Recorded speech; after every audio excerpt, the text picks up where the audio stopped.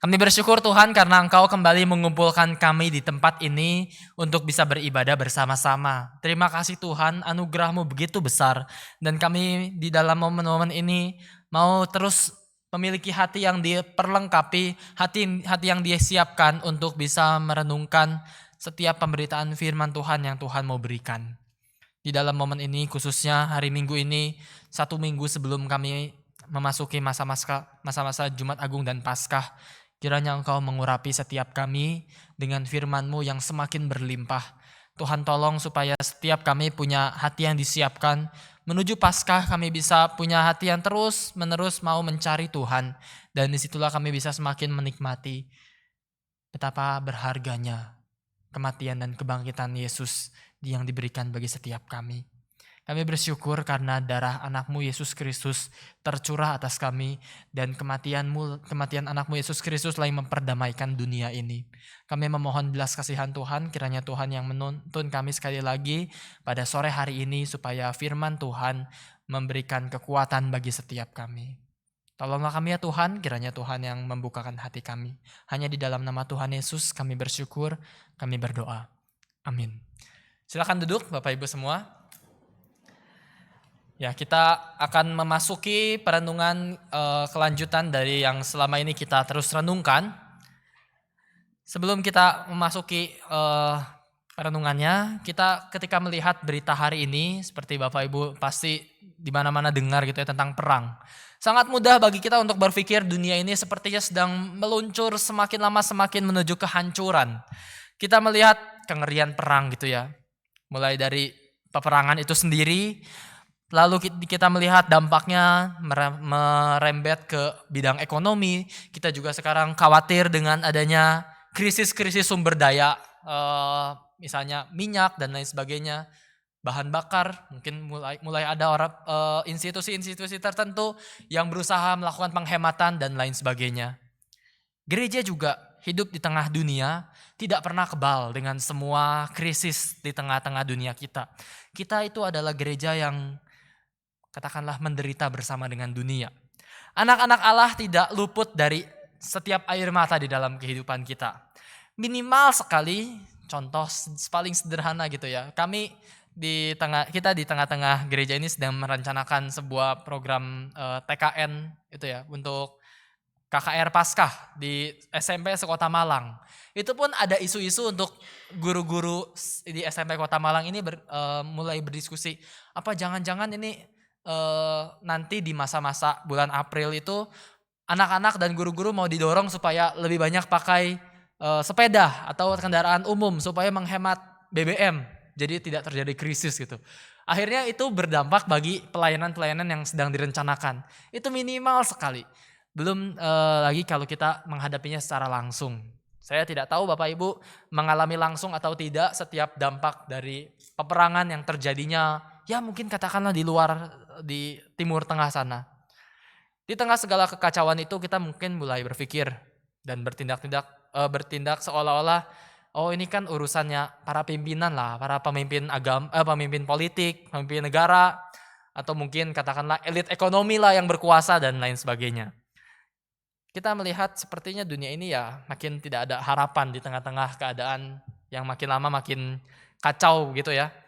Saat kita berpikir demikian, maka hari ini keputusasaan mungkin muncul. Tapi hari ini justru perenungan kita dari Wahyu pasal 4, nanti Wahyu pasal 4 dan 5 itu akan hadir untuk memberikan sebuah cara pandang baru terhadap dunia.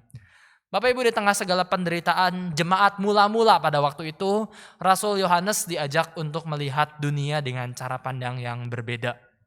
Mari kita bersama-sama membuka dari Wahyu pasal yang keempat. Hari ini kita memasuki perenungan dari Wahyu pasal 4. Mari kita membaca bersama-sama Wahyu pasal 4.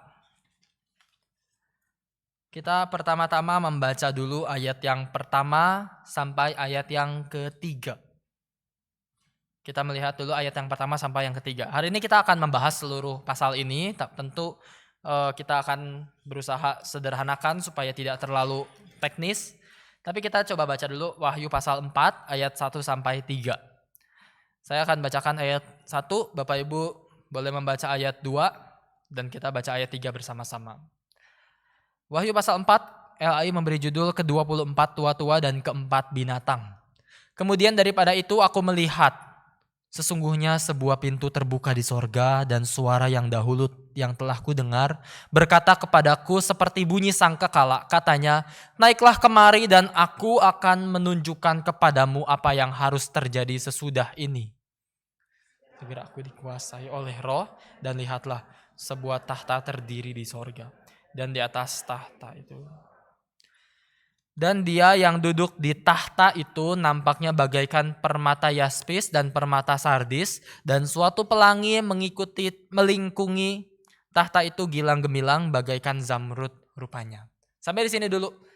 Mungkin kita begitu membaca 3 ayat awal, kita langsung melihat sudah cukup banyak simbol-simbol dan berbagai hal lain yang asing bagi kita. Nah Bapak Ibu, di tengah-tengah segala keadaan jemaat mula-mula 2000 tahun yang lalu, Rasul Yohanes diajak untuk melihat dunia dengan cara pandang yang berbeda. Dia tidak diberikan sebuah rumus sakti untuk gini loh, sekarang kalian gereja menderita kan, ini loh caranya supaya kalian tidak menderita lagi, dikasih caranya, selesai semua masalah langsung beres. Tidak, enggak seperti itu ya, enggak ada rumus pasti yang langsung diberikan secara instan bagi gereja Tuhan. Nah saya ingat gitu ya dulu waktu di masa-masa studi, saya ingat papa saya guru fisika kan ya di SMP. Papa saya bilang, fisika SMP itu cuma bahas kayak kotoran di kulit kacang. Nanti udah masuk SMA baru mulai ke kulitnya. Nanti kalau udah mulai kuliah S1, S2, S3 baru mulai belajar kacangnya. Jadi waktu kita belajar sesuatu sampai bisa betul-betul menguasai kacangnya itu misalnya, ketika masih di pelajaran SMP, SMA gitu, itu papa saya bilang itu SMP itu cuma belajar kotoran yang nempel di kulit kacangnya. Saya awalnya nggak percaya gitu ya. Apa sih maksudnya? Masa udah susah-susah belajar gitu dari zaman dulu bertahun-tahun belajar fisika, sains dan lain sebagainya. Masa cuma kotoran di kulit kacang? Sampai kemudian saya belajar rumus-rumus fisika. Oh, belajar tentang misalnya fluida, aliran air di sebuah pipa, terus adanya fisika SMP langsung ada itu ya, ada rumus-rumus. Oh, kalau di sini airnya segini, di sini airnya segini, luasnya berapa, langsung pakai hukum fluida, hukum Bernoulli dan lain sebagainya. Itu langsung bisa dihitung. Tapi begitu saya masuk SMA, oh nanti ada komponen baru. Rumusnya nggak sesederhana itu. Tergantung kekentalan airnya, masuk lagi komponen baru lagi. Saya masuk ke teknik sipil, belajar lagi rumus-rumus yang lebih rumit lagi. Oh ternyata bukan cuma tergantung kekentalannya aja, bukan cuma tergantung ketinggian air, tergantung juga jenis pipanya apa, tergantung kekasaran bahan apa segala macam. Akhirnya rumus yang SMP saya pikir ini rumus sakti. Saya begitu hafal rumus ini, semua masalah selesai. Saya masuk ke kuliah, udahlah rumus itu saya lupakan aja. Dan akhirnya belajar lagi. Semua kayak gitu ya. Mau belajar tentang gerak, tentang kecepatan, tentang apa segala macam. Akhirnya kita melihat dari waktu ke waktu, semua disederhanakan waktu masih di tingkat yang lebih dasar. Makin lama makin melihat kekompleksan dari dunia ini. Dari segala sesuatu yang ada di tengah-tengah dunia. Nah sama seperti itu jugalah sekarang Rasul Yohanes melihat dunia. Dia melihat dunia yang begitu kompleks dan Tuhan tidak langsung memberikan sebuah rumus pasti untuk menyelesaikan masalahnya. Kenapa? Karena nggak mungkin. Nggak mungkin ada sebuah cara yang langsung membuat masalah-masalah di tengah jemaat mula-mula itu dan selesai tuntas. Tapi Tuhan di sini membawa Yohanes untuk memberikan sebuah penglihatan. Penglihatan inilah yang akan diberikan di dalam pasal 4 dan pasal 5. Itu yang menjadi dasar.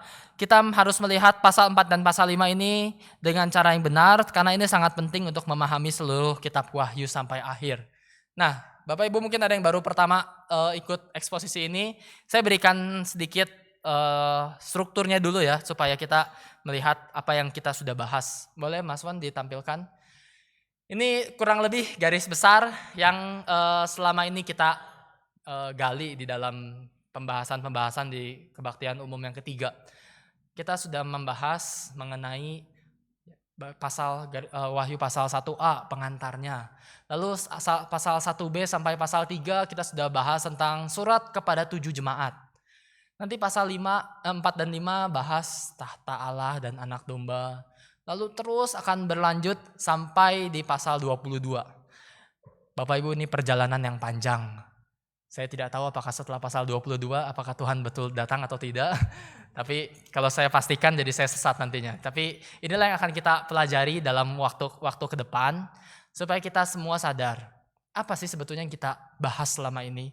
Kitab Wahyu bukan sesuatu yang hanya membahas masa depan. Saya sudah ulang-ulang berkali-kali. Ini adalah sebuah kitab yang menampilkan satu berita paling penting. Satu berita paling penting apa itu? Berita tentang Yesus sudah menang. Ini berita utamanya satu. Berita utamanya Yesus sudah menang. Ini saja yang paling perlu kita ingat dari awal. Yesus sudah menang. Tapi kemudian sedikit demi sedikit objeknya sama gitu ya. Ibaratnya ini objeknya Yesus sudah menang. Tapi di pasal 1b sampai 3 kita melihat Yesus sudah menang ini dari satu sudut pandang. Dari surat kepada 7 jemaat. Bagaimana jemaat Tuhan harus berespon, harus hidup di tengah dunia kalau Yesus sudah menang. Nanti pasal 4 dan 5 memberikan sudut pandang lain. Bagaimana Yesus sudah menang ini dilihat dari sudut pandang tahta Allah. Nanti semakin lama sampai akhir, Yesus yang sudah menang ini semakin terlihat jelas. Kalau misalnya sebelumnya kita melihat di dalam resolusi yang mungkin masih agak kabur, katakanlah masih 360 piksel gitu. Nanti makin lama semakin jauh kita bahas, semakin jelas sampai 720 sampai 4K bahkan mungkin gitu ya. Walaupun tentu tidak akan mungkin kita betul-betul kuasai semua sampai Tuhan sudah tidak ada lagi yang aku perlu ketahui dari engkau gitu. Gak mungkin. Tapi paling tidak melalui kita belajar kitab Wahyu dari satu bagian kepada bagian yang lain, kita akan melihat Yesus setelah menang ini semakin lama semakin jelas. Dan hari ini kita masuk ke dalam bagian berikutnya. Babak yang baru di dalam pembahasan tentang kitab Wahyu. Kita hari ini masuk dalam pasal 4 dan minggu depan Paskah, 1 kali ibadah. 2 minggu lagi berarti kita lanjutkan pasal 5. Kita akan membahas mengenai tahta Allah dan anak domba. Itu yang akan kita bahas.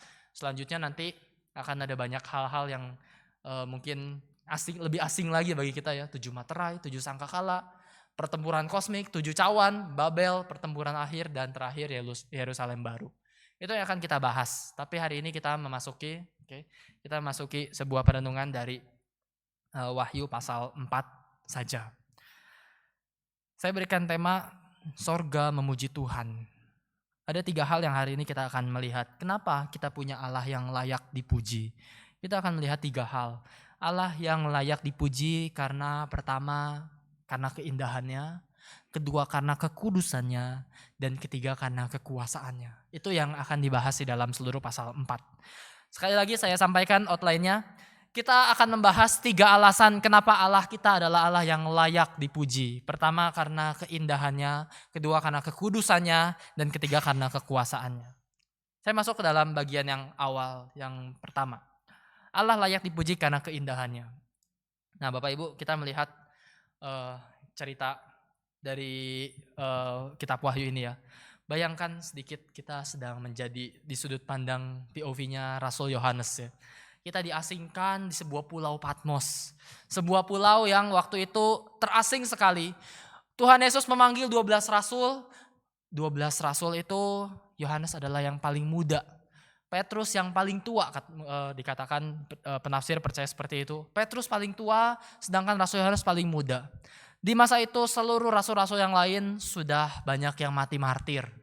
Tapi Tuhan Yesus sengaja memilih ada orang yang paling muda di antara 12 rasul itu. Supaya apa? Ya ini kalau tidak ada ya kitab Wahyu ini tidak bisa diturunkan di dalam masa-masa itu. Karena ini adalah kitab yang baru diberikan di masa-masa akhir abad pertama, tahun 90-an. Di mana seluruh rasul yang lain sudah mati secara martir. Tapi di sini Rasul Yohanes kemudian diasingkan ke sebuah pulau Patmos. Dia semakin tua, Dia terisolasi dan terus-menerus mendengar kabar bagaimana saudara-saudara seimannya dianiaya oleh Romawi yang semakin berkuasa. Di tengah semua keputusasaan itu, kita melihat Wahyu pasal 4 ayat 1 mencatat sebuah momen yang langsung mengatakan, kemudian daripada itu aku melihat sesungguhnya sebuah pintu terbuka di surga. Sebuah suara yang menggelegar gitu ya, seperti sangkakala gitu. Langsung Rasul Yohanes dipanggil naik. Ada sebuah penglihatan. Rasul Yohanes diundang untuk melihat dunia dari sudut pandang tahta Allah. Ini yang kita melihat di bagian awal. Rasul Yohanes diundang untuk melihat dunia dari sudut pandang tahta Allah. Dan di situ dikatakan suara itu menceritakan apa yang harus terjadi sesudah ini. Nah, Bapak Ibu, kita melihat di tengah-tengah dunia yang sedang menentang Allah, dunia yang kejahatannya begitu mengerikan, tapi menarik gitu ya, karena semua kuasa di saat itu Romawi memerintah dengan begitu hebatnya, tapi yang ditampilkan oleh Tuhan apa? Yang ditampilkan tahta. Yang ditampilkan adalah kekuasaan Tuhan. Dan di situ seperti di dalam Mazmur 103 ayat 19 dikatakan Tuhan sudah menegakkan tahtanya di surga dan kerajaannya berkuasa atas segala sesuatu. Nah, ini yang menjadi sorotan. Kenapa tahta ini jadi penting? Karena kata tahta itu sendiri diulang terus-menerus 17 kali selama pasal 4 dan 5. Ini menjadi sorotan utama yang akan kita bahas. Ayat ini mau tunjukkan, oh, alam semesta itu sesungguhnya pusatnya apa sih? Dunia pernah percaya alam semesta itu pusatnya bumi. Kenapa? Karena kita sepertinya melihat zaman dulu gitu ya. Zaman dulu orang melihat matahari bergerak. Jadi merasa kayaknya kita diam, matahari yang mengelilingi bumi. Ini kepercayaan geosentrik waktu itu ya. Itu dipercaya lama sekali bahkan oleh gereja. Tapi sampai kemudian lama-kelamaan mulai sains berkembang, orang mulai sadar bisa membuat teropong, bisa lihat keluar angkasa. Oh, ternyata bukan matahari yang mengelilingi bumi, ternyata bumi yang mengelilingi matahari. Akhirnya semua pemikiran diubah waktu itu. Akhirnya baru mulai ada konsep tentang tata surya, itu yang disebut sebagai heliosentrik. Dulunya geosentrik, bumi pusatnya, tapi sains membuat orang berpindah pikiran, oh ternyata matahari loh pusatnya. Tapi Wahyu pasal 4 ini mau tunjukkan sesuatu yang lebih jauh dari itu. Bukan cuma matahari pusat, tetapi pusatnya adalah tahta Allah. Dunia bisa berganti, semua pemerintahan bisa berganti terus-menerus, tapi tahta Allah tidak pernah berganti. Di tengah dunia yang menentang Allah, di tengah segala kejahatan memegang kendali, Rasul Yohanes berseru, lihat ada tahta Allah yang berdiri kokoh di ruang maha kudus surgawi itu. Ada seorang yang duduk di atasnya. Nah, ini yang akan kita lihat sebetulnya ya. Kenapa kita melihat sorga memuji Tuhan? Karena kemudian Rasul Yohanes melihat ada seorang yang duduk di atas tahta. Bagaimana dideskripsikannya? Saya bacakan kembali ayat 2 dan 3 ya. Segera aku dikuasai oleh Roh dan lihat sebuah tahta terdiri di sorga, dan di tahta itu duduk seorang. Dan dia yang duduk di tahta itu nampaknya bagaikan permata yaspis dan permata sardis. Apa itu, kita asing dengan istilah ini. Dan suatu pelangi melingkungi tahta itu gilang gemilang bagaikan zamrud rupanya. Ada istilah yaspis, ada istilah sardis, ada istilah zamrud. Nah, ini gambaran yang sebetulnya pernah muncul di dalam kitab Perjanjian Lama, di kitab Keluaran terutama ya. Batu-batu ini sardis, yaspis, sardis, ini adalah batu yang dipakai di bajunya imam. Baju imam waktu imam besar datang mau persembahkan korban ke kemah suci, dia pakai sebuah baju bernama efod. Di situ ada batu-batu gitu ya. Dan batu itu punya warna-warnanya sendiri mewakili umat Tuhan datang kepada Tuhan. Nah, ini batu yang sebetulnya cuma menjadi perwakilan. Tapi poin utamanya apa? Poin utamanya adalah Tuhan yang duduk di atas tahta. Itu sebetulnya gak bisa dibatasi. Gimana sih kita deskripsikan kemuliaan Tuhan? Gimana kita deskripsikan keagungan Tuhan? Gak tahu. Orang-orang waktu itu maksudnya Yohanes sendiri melihat nggak bisa loh. Tuhan kita nggak bisa dideskripsikan dengan kata-kata si kemuliaannya itu, keagungannya itu. Karena itu Yohanes pakai gambaran-gambaran batu permata, sardis, yaspis, pelangi, zamrud dan semuanya. Mau menyatakan apa? Mau menyatakan Tuhan itu terlalu indah untuk bisa dipuji dan disembah. Karena itu dia pakai semua berlian-berlian gambaran yang memancing kita untuk berimajinasi. Nah Bapak Ibu, imajinasi menjadi sebuah cara untuk bisa kita mengenal siapa Tuhan. Di dalam lagu tadi ya saya melihat kurang lebih di bait 2 lagu pertama ya. A river flows whose stream make glad the city of our God. Dikatakan di bait 2 lagu pertama tadi, sebuah sungai mengalir dengan memberikan sukacita di tengah-tengah kota Allah gitu. Itu lirik dari lagu yang barusan kita nyanyikan, lagu pertama. A river flows whose streams make glad the city of our God. Kenapa ya? Kita mungkin bertanya-tanya, ngapain sih kota Allah digambarkannya dengan sebuah sungai yang ada membawa sukacita? Kok abstrak gitu? Kenapa sih Tuhan nggak deskripsikan aja ya? Kayak kita deskripsikan Malang, ini kota yang udaranya sejuk, ini kota yang kulinernya enak gitu, kulinernya di mana-mana bisa terus dicari semua orang luar kota gitu ya. Deskripsiin aja pakai kata-kata gitu kan. Tapi enggak, justru Tuhan mau mendeskripsikan kota Allah, mendeskripsikan kemuliaan Allah lewat imajinasi, lewat estetika, lewat keindahan. Karena itu gambaran-gambaran langit dan bumi yang baru, gambaran surga, gambaran kemuliaan Allah selalu digambarkannya dengan melibatkan aspek estetika. Bapak Ibu mungkin pernah dengar jalan di surga terbuat dari emas. Wah, langsung tahu ya semua emas.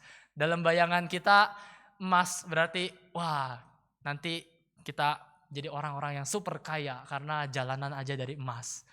Akhirnya kita membayangkannya kalau anak sekolah minggu gitu ya, suka ada bercandaan ngajarin surga ke anak sekolah minggu itu selalu bilangnya, kalian mau gak masuk surga? Nanti di surga itu jalannya kayak emas. Anak sekolah minggu akan menjawab, gak mau, suruh aja mama saya suka emas. Bilangnya gitu. Pernah ada sekolah minggu yang menjawab seperti itu ya. Saya gak mau emas Lause, pokoknya gak tau lah emas itu urusannya mama gitu. Karena yang suka emas mama. Akhirnya melihatnya emas sebagai perhiasan. Tapi sengaja ini pakai gambaran imajinasi gitu ya. Jalanan dari emas mau menunjukkan apa? Yang paling berharga di dunia itu akan jadi sesuatu yang diinjak-injak di surga. Yang tidak terlalu dianggap berharga di surga. Kenapa? Supaya orang sadar di surga itu jangan cari lagi emas seperti di dunia. Tapi carilah Kristus. Itu kan imajinasi ya Bapak Ibu ya. Ini sebuah cara untuk Tuhan membawa kita melihat kepada kemuliaan melalui dimensi estetika. Kita hidup di tengah dunia yang mungkin lebih menyoroti rasio. Ayo yang penting kita belajar sesuatu yang benar. Akhirnya dimensi estetika agak di zaman ini mungkin agak kurang ditonjolkan. Contoh lebih lanjut lagi, lukisan misalnya. Itu juga sebuah cara untuk kita melihat dan mengenal Allah dengan dimensi yang berbeda, dengan cara yang gak umum mungkin ya. Kita biasa mengenal Allah lewat baca Alkitab, firman Tuhan, betul itu penting sekali. Tapi jangan lupa lewat firman Tuhan juga lewat segala macam budaya, estetika, lukisan, atau bahkan musik sekalipun menjadi sebuah cara untuk Tuhan mau menyatakan kemuliaan dan keagungannya. Inilah alasan pertama kenapa Tuhan kita adalah Tuhan yang layak disembah. Karena dia menunjukkan dirinya sebagai Allah yang indah. Hari ini seberapa besar kita masih melihat keindahan Tuhan. Seringkali kita menjadi orang-orang yang mungkin menilai, ya Tuhan hidupku, aku tahu sih Tuhan itu indah dan mulia gitu ya. Tapi seringkali kita kehilangan delight, kehilangan sukacita untuk mengikut Tuhan. Kenapa? Karena kita melihat Tuhan yang terus-menerus cuma dibatasi, direduksi di dalam sebuah proposisi demi proposisi. Sebuah cara yang terus mengenal Tuhan lewat ya pengenalan doktrin misalnya, tentu itu penting gitu ya, saya nggak mau membenturkan, tapi kehilangan dimensi estetikanya.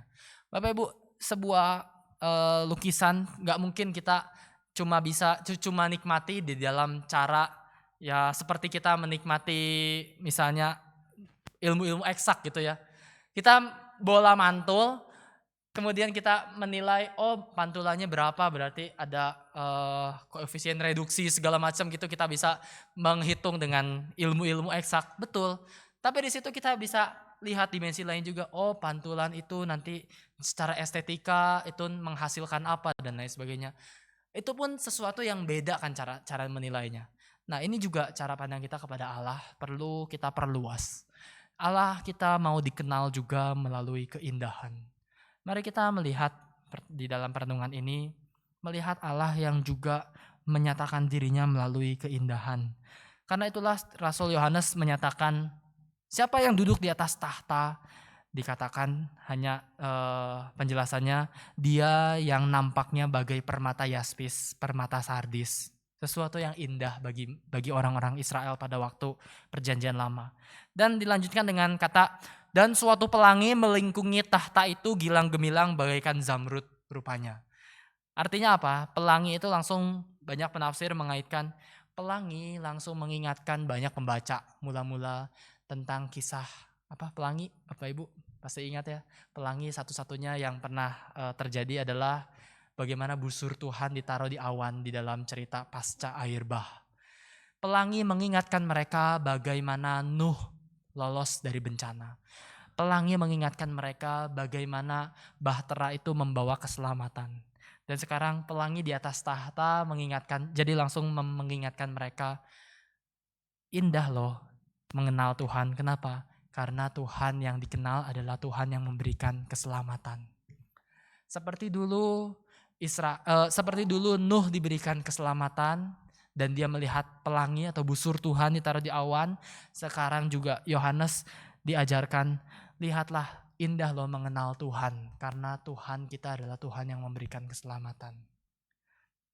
Hari ini setiap kita mungkin tidak ragu dengan doktrin keselamatan. Tapi justru di dalam keadaan seperti ini kita diajak untuk melihat ada sebuah keindahan ketika kita merenungkan penebusan dan keselamatan dari Tuhan. Keselamatan bukan hanya bicara tentang kita tahu atau tidak saja, tetapi ini menjadi masuk ke dalam sebuah ranah pengalaman.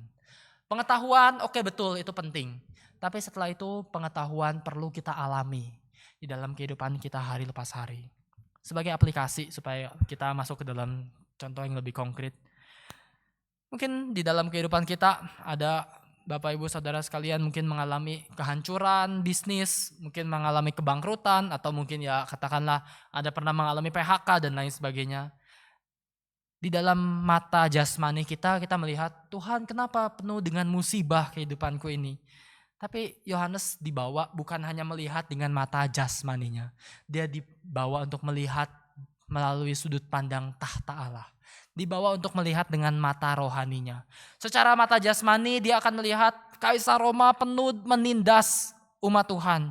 Tapi secara mata jasmani dia melihat tahta Allah yang penuh dengan keindahan. Berarti kita juga dipanggil. Secara mata jasmani kita melihat Tuhan, hidupku penuh dengan pergumulan ekonomi misalnya. Hidupku mungkin kenapa Tuhan lagi berat-beratnya saat ini malah dapat PHK. Atau mungkin Bapak Ibu ada yang merasa Tuhan lagi susah-susahnya kehidupan kok malah ada penyakit yang membuat kita makin bergumul, makin kesulitan. Tuhan lagi menjalani keseharian, kecemasan terus menerpa kita. Terus makin banyak hal-hal yang bikin kita overthinking, katakanlah seperti itu. Secara mata jasmani kekhawatiran tidak akan habis Bapak Ibu dalam kehidupan kita.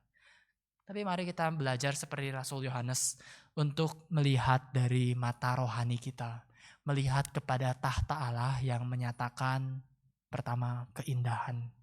Kita belajar untuk mengatakan, Tuhan hari ini mungkin hidupku penuh dengan kecemasan. Tapi tahtamu tidak pernah goyah. tidak pernah goyah karena krisis ekonomi, tidak pernah goyah karena adanya mungkin orang yang kukasihi meninggal dunia. Tahtamu tidak pernah goyah ketika ada katakanlah insekuritas dalam kehidupanku, katakanlah ada orang yang mungkin gibahin atau berusaha membuat gosip-gosip tentang diriku dan lain sebagainya. Tuhan, dunia ini terus berganti. Kita diajarkan untuk berdoa. Tuhan, dunia ini terus-menerus penuh dengan kecemasan, kekacauan. Tapi ketika aku melihat tahtamu, tahtamu tetap indah. Tahtamu tidak tergoyahkan. Dan dari situ Tuhan ajarkan aku untuk bisa menikmati keindahan yang Tuhan berikan dalam kehidupan setiap kita. Keindahan karena apa? Karena penebusan saja diberikan. Apalagi pemeliharaan yang Dia akan berikan juga bagi setiap kita. Kalau kita melihat hari ini anugerah terbesar sudah diberikan bagi setiap kita. Yesus Kristus sudah mati untuk setiap kita. Bukankah itu artinya hal terbesar sudah kita miliki Bapak Ibu? Dan dari situ kita melihat keindahan apa lagi yang kita terus bisa nantikan. Kita melihat keindahan terbesarnya sudah kita dapatkan dan kita menantikan Tuhan, ajarkan aku melihat dengan mata rohani. Tidak hanya melihat dengan mata jasmani saja. Ini yang pertama yang bisa kita renungkan. Yang kita bisa renungkan, kita memuji Tuhan karena Dia adalah Allah yang penuh dengan keindahan. Maka kita masuk ke dalam perenungan yang kedua. Setelah itu ayat yang kita bahas akan membawa kita kepada ayat-ayat berikutnya. Mari kita kembali membaca bagian berikutnya. Mari kita membaca lagi ayat 4 sampai ayat yang ke-8. Dari kita sudah membaca ayat 1 sampai 3. Kita sekarang melihat setelah kita tahu siapa yang duduk di atas tahta itu, Dia yang nampaknya bagaikan permata yaspis, sardis, bagaikan pelangi, semuanya tentang keindahan. Maka kita melihat yang kedua, apa yang terjadi di surga yang Yohanes lihat. Kita baca ayat 4 sampai ke-8, 1, 2, 3. Dan sekeliling tahta itu ada 24 tahta. Dan di tahta-tahta itu duduk 24 tua-tua yang memakai pakaian putih dan mahkota emas di kepala mereka. Dan dari tahta itu keluar kilat dan bunyi guru yang menderu. Dan 7 obor menyala-nyala di depan tahta itu. Itulah ketujuh roh Allah. Ayat 6. Dan di hadapan tahta itu ada lautan kaca bagaikan kristal. Di tengah-tengah tahta itu dan di sekelilingnya ada 4 makhluk penuh dengan mata di sebelah muka dan di sebelah belakang. Adapun makhluk yang pertama sama seperti singa, makhluk yang kedua sama seperti anak lembu, makhluk yang ketiga mempunyai muka seperti muka manusia, dan makhluk yang keempat sama seperti burung nasar yang sedang terbang. Ayat 8. Sekelilingnya dan di sebelah dalamnya penuh dengan mata, dan dengan tidak berhenti-hentinya mereka berseru siang dan malam, Kudus, kudus, kuduslah Tuhan Allah yang maha kuasa, yang sudah ada dan yang akan datang. Wah, ini gambaran yang sebetulnya apa sih ini? Kita melihat kitab Wahyu ini angkanya banyak sekali gitu ya. 24 tua-tua, 4 makhluk, tiba-tiba ada lautan kaca. Tiba-tiba ada makhluk itu penuh dengan mata. Apa sih ini yang mau disampaikan? Saya akan langsung berusaha sederhanakan supaya kita bisa menerima pesan apa sih yang mau disampaikan.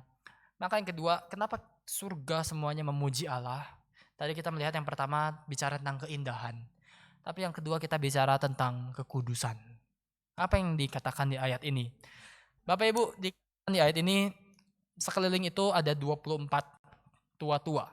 Kenapa 24? 24 itu penafsir sepakat untuk mengatakan, ya sebagian besar mengatakan ini 12 tambah 12. Tapi ini bukan cuma sekedar statistik, bukan cuma matematika biasa gitu ya. Matematika kitab Wahyu itu khusus. Kenapa? Karena semua bernuansa simbol. 12 tambah 12, 24. Tapi kenapa ada masalah apa dengan 12? Kita perlu bertanya gitu ya. Dan di situ pasti kita langsung bisa menarik banyak kaitan. 12 yang pertama bicara tentang 12 suku Israel. Dan 12 yang kedua bicara tentang 12 rasul. 12 suku Israel, 12 rasul. 12 suku Israel mewakili umat Allah perjanjian lama, 12 rasul mewakili umat Allah perjanjian baru. Maka 24 tua-tua ini apa? 24 tua-tua ini mengatakan ini adalah perwakilan dari semua umat Tuhan sepanjang zaman. Seluruh umat Tuhan sepanjang zaman ngapain Bapak Ibu? Di sini dikatakan seluruh umat Tuhan sepanjang zaman itu mengelilingi tahta dan mereka menyembah kepada yang duduk di atas tahta. Ini yang dikatakan di ayat ini. Sekeliling tahta itu dikelilingi dengan seluruh umat Tuhan yang menyembah. Dan dari tahta itu dikatakan di depan tahta itu, ini saya kasih gambaran imajinasi dulu ya semuanya. Ini ada sebuah tahta, umat Tuhan seluruhnya perwakilan 24, 12 perwakilan perjanjian lama, 12 perwakilan perjanjian baru, mengelilingi tahta itu, dan di depan tahta itu ada apa Bapak Ibu? Lautan kaca. Apa sih? Semuanya metafora. Nah, lautan kaca, Bapak Ibu kalau mengatakan laut, tolong jauhkan dulu konsep kita tentang laut sebagai tempat wisata. Jadi jangan pikir laut itu buat wisata dan melihat keindahan. Karena bagi orang-orang zaman itu, laut itu sumber kekacauan dan kejahatan. Jadi di depan tahta ada lautan kaca bagaikan kristal. Tahta itu dikelilingi 24 tua-tua atau perwakilan seluruh umat Allah. Tujuannya apa? Mengatakan apa? Tahta itu berdiri di depan kekacauan.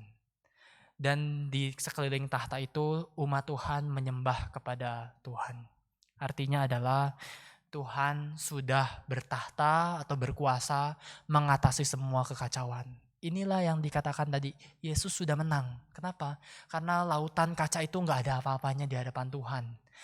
Lautan kaca itu atau simbol kejahatan, laut itu kejahatan.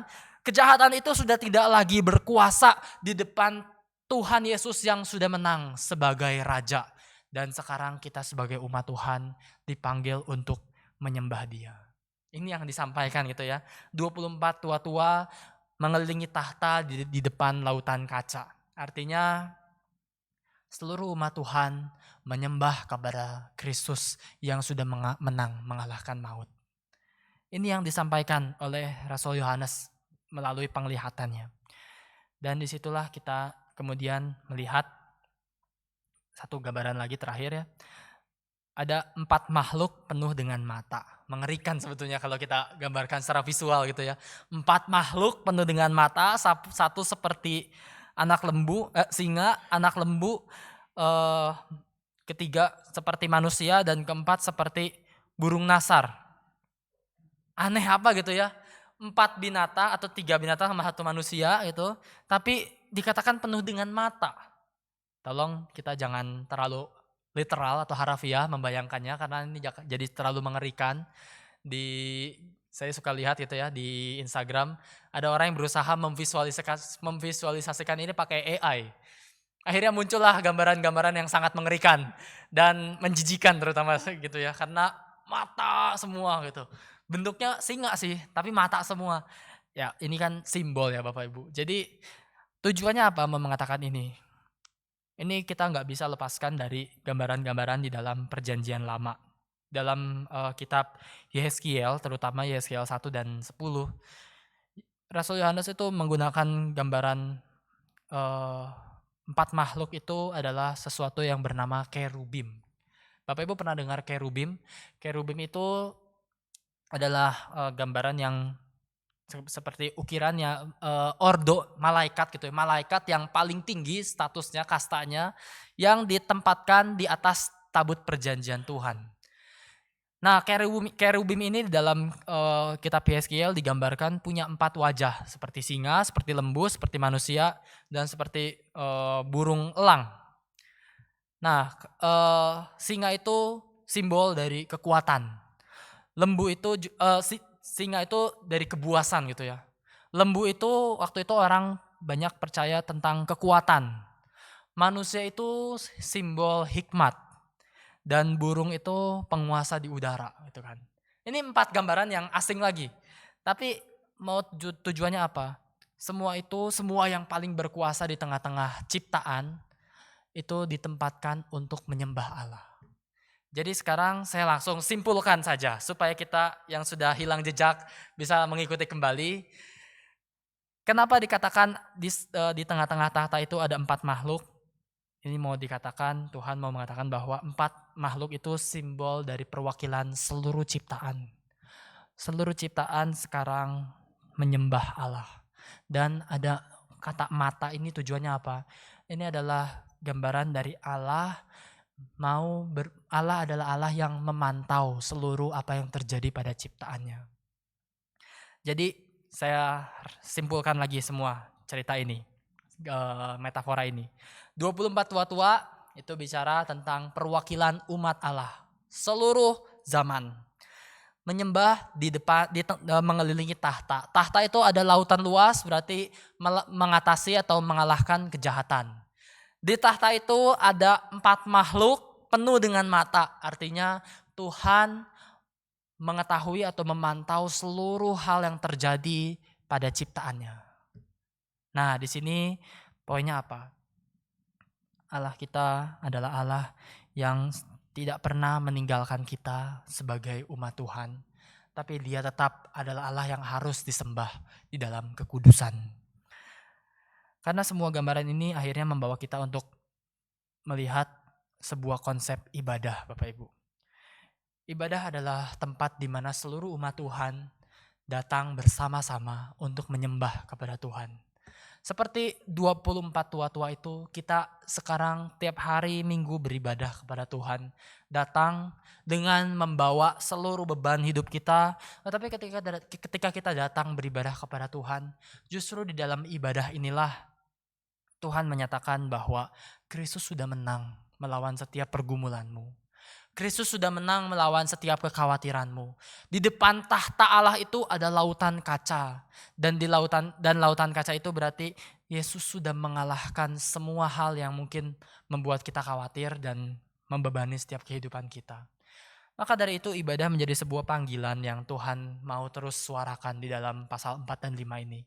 Mari kita punya hati yang mau terus beribadah kepada Tuhan di dalam kesucian. Kenapa? Karena di surga adalah gambaran di mana seluruh umat Tuhan beribadah kepada Tuhan dan menyembah kepada Tuhan yang suci. Mari kita juga punya hati yang kembali sebagai umat Tuhan. Tuhan, aku mau datang beribadah dan menikmati kesucian Tuhan. Melalui setiap kita yang bisa memperjuangkan hidup suci, memperjuangkan hidup kudus, justru disitulah kita sedang menghadirkan surga di tengah-tengah dunia kita. Surga itu semakin nyata ketika ada umat-umat Tuhan yang mau terus memperjuangkan kekudusan. Surga akan jadi semakin nyata ketika ada orang-orang yang mau sungguh-sungguh mempersembahkan hidupnya untuk memperjuangkan apa yang Tuhan kehendaki dalam kehidupan setiap kita. Bapak Ibu, kita hidup di tengah dunia yang penuh dengan ketidakidealan tentu ya. Ketika kita melihat dunia yang penuh perang, penuh dengan keinginan berkuasa, ambisi dan lain sebagainya. Dunia yang penuh dengan dosa dan ketidakkudusan. Tapi justru untuk itulah umat Tuhan dipanggil. Sebagai perwakilan-perwakilan umat Tuhan, kita dipanggil menghadirkan surga di tengah-tengah dunia. Gimana caranya? Justru itulah dengan kita menghadirkan kekudusan di tengah dunia. Ketika ada orang-orang Kristen yang mau, Tuhan aku tidak mau kompromi ketika banyak orang-orang sekitarku kompromi. Di situ berarti surga sedang hadir di tengah dunia. Tuhan aku mau berusaha mengasihi ketika seluruh dunia membenci. Disitulah kekudusan Tuhan dinyatakan dan disitulah surga sedang dihadirkan di tengah dunia kita. Kita hadapi berbagai situasi-situasi yang mungkin penuh dengan ketegangan. Di dalam kita berelasi dengan keluarga, banyak keretakan relasi karena egoisme diri, karena banyak keinginanku harus dipenuhi dan lain sebagainya. Tapi justru disitulah surga hadir dalam keluarga kita. Surga hadir dalam pekerjaan kita. Surga hadir di dalam kehidupan engkau dan saya. Dalam pelayanan engkau dan saya. Dalam setiap apa yang kita kerjakan. Surga hadir. Ketika ada orang-orang yang mau memperjuangkan hidup kudus bagi Tuhan. Itulah yang kedua yang bisa kita renungkan. Kenapa Tuhan kita adalah Tuhan yang layak disembah? Karena Dia pertama, Dia adalah Tuhan yang indah, yang bisa dinikmati. Ketika dunia kita penuh dengan kacau balau, kita melihat dari mata rohani kita, keindahan Tuhan. Tapi ketika kita melihat juga dunia penuh kacau balau, mari kita perjuangkan kekudusan di tengah-tengah dunia ini. Dengan itulah kita menghadirkan surga. Seorang bernama Thomas Hobbes gitu ya, seorang filsuf juga, dia mengatakan homo homini lupus, artinya manusia adalah serigala bagi sesamanya. Dia mengatakan manusia itu penuh dengan kekuasaan, ambisi, dan keinginan untuk menaklukkan satu sama lain. Akhirnya manusia, dalam gambaran dia, banyak yang mengatakan manusia itu jadi sumber yang menghadirkan neraka di tengah dunia. Itulah realita dunia kita, bukan? Manusia menjadi sebuah gambaran yang menghadirkan neraka di tengah-tengah dunia. Kenapa? Lihat aja, kerusakan alam terjadi karena manusia eksploitasi alam. Segala macam krisis-krisis sumber daya alam terjadi karena pengeboman, dominasi, eksploitasi, dan lain sebagainya. Semuanya terjadi karena manusia. Tapi justru untuk itulah gereja, seperti yang tadi saya katakan, gereja memang menderita bersama dengan dunia. Tapi gereja juga dipanggil menghadirkan surga di tengah dunia. Dengan cara apa? Hadirkanlah kekudusan Allah di tengah-tengah dunia kita. Empat makhluk itu mewakili seluruh ciptaan, dan ada makhluk itu terdiri dari mata. Itu artinya Tuhan memperhatikan setiap kita, setiap ciptaannya, untuk kita kembali memperjuangkan kekudusan di hadapan Tuhan. Itu yang kedua yang bisa kita renungkan, dan kita masuk ke dalam perenungan terakhir. Kita melihat gambaran terakhir dalam ayat-ayat ini. Yang pertama tadi bicara keindahan, kedua bicara kekudusan, dan ketiga kita bicara tentang kekuasaan. Mari kita kembali membuka ayat 8 sampai yang ke-11 sebagai penutup dari pasal 4. Kita buka ayat 8 sampai 11, kita baca bergantian ayat ini. 8 saya bacakan, Bapak Ibu baca ayat yang 9 dan seterusnya. Dan keempat makhluk itu masing-masing bersayap 6 sekelilingnya, dan di sebelah dalamnya penuh dengan mata, dan dengan tidak berhenti-hentinya mereka berseru siang dan malam, Kudus, kudus, kuduslah Tuhan Allah yang maha kuasa, dan yang sudah ada dan yang ada dan yang akan datang. Dan setiap kali makhluk itu puji-pujian dan hormat dan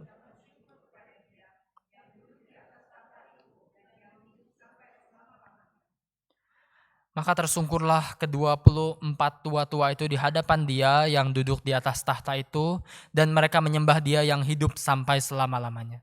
Dan mereka melemparkan mahkotanya di hadapan tahta itu sambil berkata, Ya Tuhan Allah kami, Engkau layak menerima puji-pujian dan hormat dan kuasa, sebab Engkau telah menciptakan segala sesuatu, dan oleh karena kehendak-Mu semuanya itu ada. Dan ini gambaran terakhir yang diberikan di dalam pasal 4. Bukan hanya keindahan, bukan hanya kesucian, tapi sekarang Tuhan menyatakan dirinya sebagai yang berkuasa.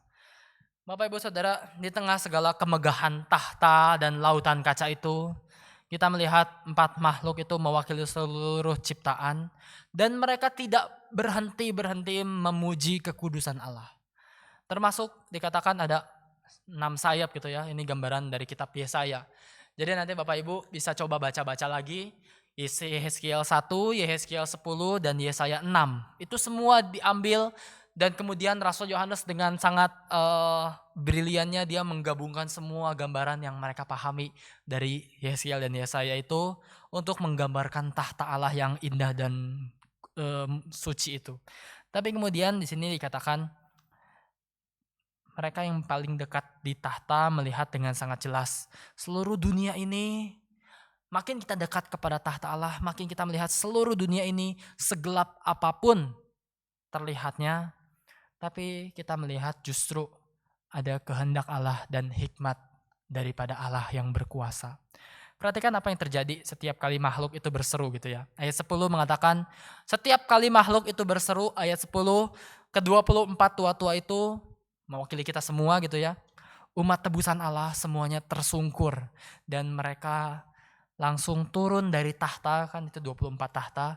Mereka turun, atau kita semua turun dari semua tahta kita, semua apa yang kita miliki, dan melemparkan mahkota mereka di hadapan tahta Allah. Tapi Bapak Ibu Saudara, mahkota itu menjadi simbol dari kekuasaan, pencapaian kita di tengah dunia. Dengan kita melihat ada tahta Tuhan yang paling berkuasa, kita melemparkan atau menyerahkan semua hal yang menjadi pencapaian kita, segala keberhasilan, segala kebaikan, segala kemenangan yang dimiliki di tengah-tengah kehidupan kita kembalikan dengan mengatakan, Tuhan, ini bukan dengan kuat gagahku, tapi oleh roh-Mu, tapi oleh kekuatan-Mu, oleh anugerah-Mu saja. Di hadapan kekuasaan Allah yang absolut, yang besar itu, segala kebanggaan manusia akhirnya dibawa untuk sujud menyembah kepada Allah. Dan pada tua-tua itu ayat 11 mengatakan, ya Tuhan dan Allah kami, Engkau layak menerima puji-pujian dan hormat dan kuasa. Bapak Ibu, di dalam abad pertama, kalimat ini ditujukan cuma boleh bagi kaisar. Kalimat tentang Tuhan dan Allah kami cuma boleh diberikan bagi Kaisar Domitian yang berkuasa pada waktu itu. Kaisar Domitian memaksa semua rakyatnya untuk menyembah dia, dan di situ dia ingin disebut sebagai Dominus et Deus Noster, artinya Tuhan dan Allah kami. Dan kita bisa bayangkan sekarang Rasul Yohanes berikan kitab Wahyu ini untuk mengajarkan, hai orang Kristen, engkau mungkin dianiaya, engkau mungkin ditekan, engkau mungkin diancam oleh hukuman mati, tapi di tengah teror itu Rasul Yohanes mengatakan jangan takut, karena kekuasaan raja-raja dunia sehebat apapun itu cuma sementara.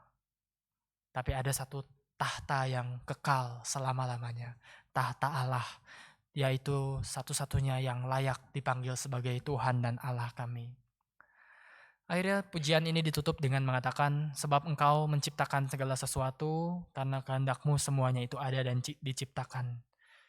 Di sini kita jadi melihat sebagai penutup, penderitaan kita atau segala sesuatu yang terjadi di tengah dunia ini, tidak pernah ada satupun yang di luar dari kehendak Allah, Sang Pencipta. Dia yang merajut setiap peristiwa, setiap masa lalumu, setiap masa lalu kita semua hal suka dan duka yang kita lalui, semua itu tidak pernah lepas dari rajutan dan rencana Tuhan yang sudah direncanakan sejak Dia menciptakan setiap kita. Dan di situ kita melihat bahkan kemalangan kita, kegagalan kita, semua itu tidak pernah tanpa tujuan demi sebuah penebusan yang nanti kita akan lihat di pasal 5 dan seterusnya. Tapi sampai di sini dulu kita bisa mengambil sebuah aplikasi. Kita mungkin tidak lagi dipaksa menyembah Kaisar Domitian hari ini. Tapi setiap hari dunia ini menawarkan kaisar-kaisar modern lainnya yang menuntut penyembahan kita, mungkin harta, kekayaan, jabatan, atau penerimaan manusia, atau gengsi kita, ambisi pribadi kita. Semua ini seperti berdiri di hadapan kita dan menuntut, ayo berikan waktumu, berikan energimu, berikan hatimu untuk semua kaisar-kaisar modern di tengah-tengah dunia kita. Jadikanlah semua itu Tuhan kita. Tapi Wahyu pasal 4 mengingatkan lagi, penyembahan palsu hanya akan menghancurkan kita. Menyembah uang saat krisis ekonomi datang, semua akan hancur. Menyembah opini orang, penerimaan orang, begitu kita difitnah, begitu kita tidak bisa menyenangkan orang lain, semua akan runtuh. Kenapa? Karena semua objek penyembahan itu terbatas dan fana. Kita bukan dipanggil untuk menyembah semua objek-objek itu, tetapi kita dipanggil menyembah Sang Pencipta. Itulah kenapa ibadah setiap hari Minggu kita bukan hanya menjadi sebuah rutinitas, tetapi justru kita belajar di dalam ibadah ini kita mengingat ada satu-satunya tahta Allah yang tidak pernah tergoncangkan. Bapak Ibu, kenapa gereja masih bisa berdiri? Gereja berdiri bukan karena ada hamba Tuhan saja. Gereja boleh ada, boleh tidak kalau cuma bicara tentang gedung. Kalau cuma bicara tentang fasilitas, cuma bicara tentang semua hal-hal di tengah-tengah objek-objek di tengah gereja ini. Gereja boleh ada, boleh tidak. Tetapi ketika gereja punya tahta Allah yang memberitakan firman, disitulah menjadi titik di mana gereja akan tetap bertahan selama-lamanya. Dan disitulah kita belajar. Tanpa visi surgawi ini, daya tahan kita di bumi pasti akan cepat pudar. Tapi ketika kita melihat, ketika dunia berusaha, ada banyak ketidakadilan, ada kekuatan politik yang tampaknya menakutkan, atau badai kehidupan yang mungkin mengancam dan menenggelamkan iman kita. Mari kita belajar. Ada sebuah cara pandang baru melihat dari sudut pandang tahta Allah.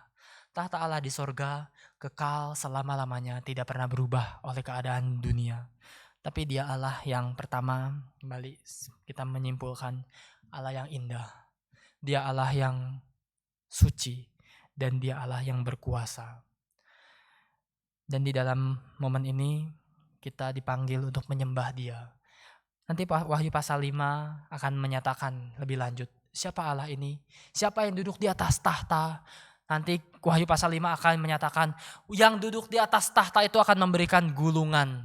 Dan gulungan itu tidak bisa dibuka oleh siapapun. Akhirnya Yohanes menemukan, yang bisa menemukannya adalah singa dari Yehuda. Tapi dia juga digambarkan sebagai anak domba.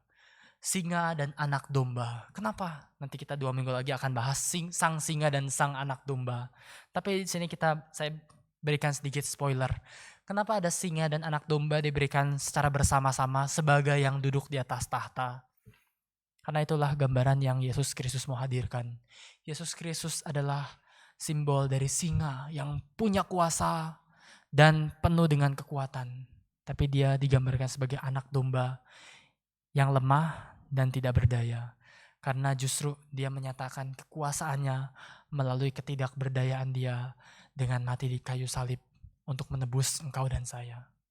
Yesus yang hadir di tahta itu, yang dari tadi kita bahas semuanya dengan keindahan, kesucian, dan kekuasaan, adalah Yesus yang akan diungkapkan sebagai singa dan anak domba, simbol dari kekuatan dan kelemahan. Kenapa? Karena Yesus yang kita punya adalah Yesus yang menyatakan kuasa terbesarnya, kekuatan terbesarnya melalui Dia yang mau berkorban dan menjadi lemah untuk membuat kita bisa menjadi umat tebusan. Mari dalam waktu-waktu ini kita kembali merenungkan, inilah Yesus yang kita miliki. Dan di situ kita belajar, kematian Yesus inilah yang memperdamaikan seluruh dunia. Mari kita mempersiapkan hati kita dalam waktu-waktu ke depan menyambut Jumat Agung dan Paskah untuk mengingat sang singa dan sang anak domba, kekuatan dan kelemahan. Justru itulah yang menjadi kekuatan utama dari kehidupan Kristen. Kekuatan kita terletak dengan cara kita yang mau terus berkorban. Seperti Kristus telah berkorban bagi setiap kita. Dan di situ kita bisa semakin mengenal sorga memuji Allah, Allah yang indah, Allah yang suci, dan Allah yang berkuasa. Amin. Mari kita berdoa. Kami memuji Engkau ya Tuhan sebagai Allah kami. Tahta Allah yang tidak terguncangkan. Tahta Allah yang terus berkuasa dari dulu, sekarang, dan selama-lamanya. Di tengah segala ketidakmenentuan dunia, perubahan-perubahan yang terjadi di tengah pemerintah, politik, bahkan di tengah-tengah kehidupan kami yang terkecil sekalipun, keluarga kami, kehidupan kami secara pribadi, pergumulan kami hari lepas hari, bahkan kekhawatiran yang kami terus lalui, ajarkan kami Tuhan untuk bisa selalu punya mata rohani yang berharap memandang kepada tahta Allah, memandang dari sudut pandang tahta Allah yang tidak terguncangkan. Karena hanya dari situ sajalah sumber kekuatan kami. Bawalah kami hidup kudus untuk menghadirkan surga di tengah-tengah dunia yang penuh kekacauan ini. Dan kiranya Tuhan yang terus menolong kami, supaya setiap apa yang kami kerjakan sungguh-sungguh membawa kami semakin mengenal siapa Tuhan yang kami sembah. Tuhan yang menyatakan kekuatan-Mu dengan cara paling rendah dan paling lemah dari mata dunia, yaitu dengan berkorban. Karena itulah yang Engkau berikan bagi setiap kami. Kami bersyukur Tuhan, dan kiranya Tuhan yang terus membawa kami sebagai gereja-Mu melihat Kristus yang menang dari sudut pandang tahta Allah. Sehingga kami yang menderita di tengah dunia ini masih tetap punya pengharapan di dalam Tuhan. Menghadapi hari-hari ke depan dengan kekuatan baru karena Engkau sudah menang dan Engkau memberikan kemenangan itu bagi setiap kami. Berkatilah kami dan kiranya Tuhan tuntun terus langkah dan perenungan kami hari lepas hari. Hanya di dalam nama Tuhan Yesus, Sang sang singa dan anak domba Allah yang bertahta selama-lamanya. Kami berdoa dan bersyukur. Amin.